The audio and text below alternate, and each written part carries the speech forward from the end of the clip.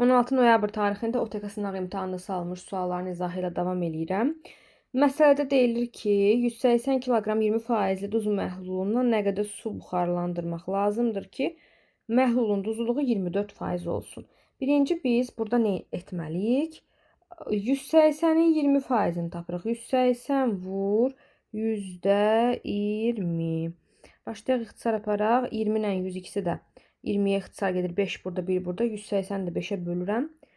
36. Deməli 36 qram nədir? Bunun içərisindəki duzu göstərir. İkinci biz nə etməliyik?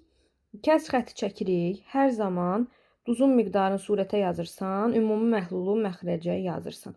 Əgər su əlavə etsək və ya su buxarlandırsaq, sadəcə məxrəclə işləyirik. Çünki burada yalnız ümumi məhlulun miqdarı dəyişə bilər.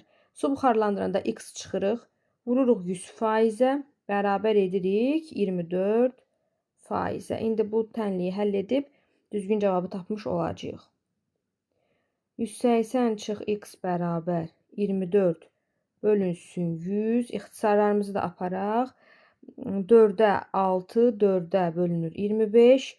Çarpaz vururam. 6 vur 180 çıx x bərabər 36 vurulsun 25. 180-i vuracağıq 6-ya. Edəcək 1080 çıxılsın. 6-nı vururuq x-a. Edir 6x bərabər 36-nı vururuq 25-ə. 900.